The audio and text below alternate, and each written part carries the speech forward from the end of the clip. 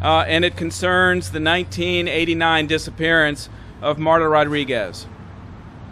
On May 25th, 1989, Marta Rodriguez, the estranged wife of Jose Rodriguez-Cruz, was reported missing to the Arlington Police Department. Although authorities were concerned at the time about foul play, that's at the time of her disappearance, the case remained a cold case until 2017. In 2017, Arlington County's cold case detectives pursued additional investigative leads in Miss Rodriguez's missing persons case. It was still just a missing persons case at that time. In 2018, the Virginia medical examiner, with the assistance of the Arlington County cold case detective and the Virginia State Police, determined that human remains that had been discovered in the median of Interstate 95 in 1991 were those of Marta Rodriguez. Once those remains were identified in 2018, the cold case from 1989 became an active homicide investigation. On Monday, October 7th, 2019, the grand jury here in Stafford County returned indictments against Jose Rodriguez-Cruz, charging Mr. Rodriguez-Cruz with 2 charges: first-degree murder and unlawful concealment of a corpse. These indictments indicate that law enforcement officials and the Stafford Commonwealth's Attorney's Office have developed sufficient probable cause to believe that Marta Rodriguez was murdered in 1989 by her estranged husband, Jose Rodriguez-Cruz. The indictments against Mr. Rodriguez-Cruz remain sealed until this week in order to give authorities time to notify surviving family members of Marta Rodriguez of this development. Marta Rodriguez does have a surviving son. At the present time, Jose Rodriguez-Cruz is serving a prison sentence in a correctional facility in the state of West Virginia.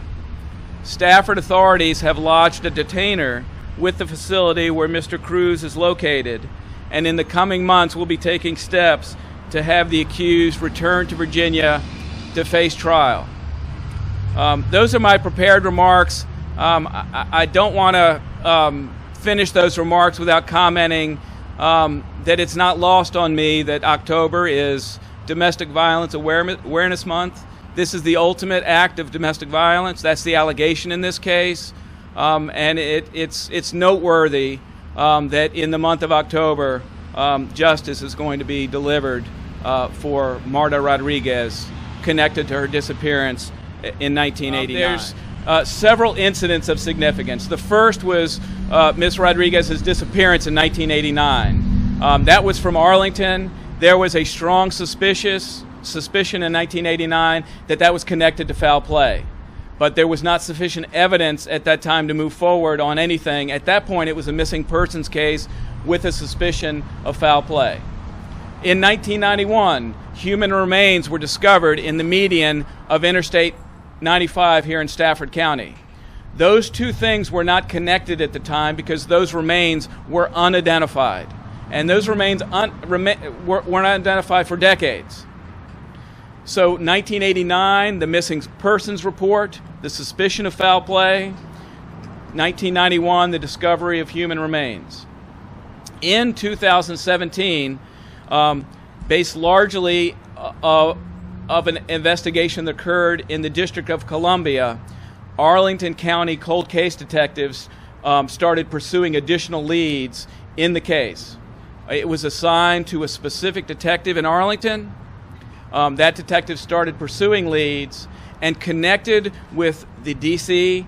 investigation and prosecution and the investigation that was being conducted by the cold case squad, led those authorities to connect the discovery of the human remains in 1991 in the median potentially with the suspect, Jose Rodriguez-Cruz. Fortunately, advances in DNA allowed a familial match with the surviving family members of Marta Rodriguez with those human remains. And so the medical examiner was able in 2018 to make a positive identification of those remains as belonging to Marta Rodriguez. I can say that that's when authorities realized that there was a homicide, active homicide investigation, 2017 to 2018. Since then, Arlington County cold case and the Virginia State Police, who had primary responsibility in the case here in Virginia, had been working diligently to try to develop sufficient evidence to make the cold case a hot case. As everybody can imagine, a 30-year-old case has challenges, significant challenges, identifying witnesses that were around in 1989 and determining whether they're still around now and whether they recall and they're able to testify. Most of those obstacles we feel have been overcome, certainly to the extent that we feel that we have probable cause to seek indictments. The grand jury agreed that probable cause exists.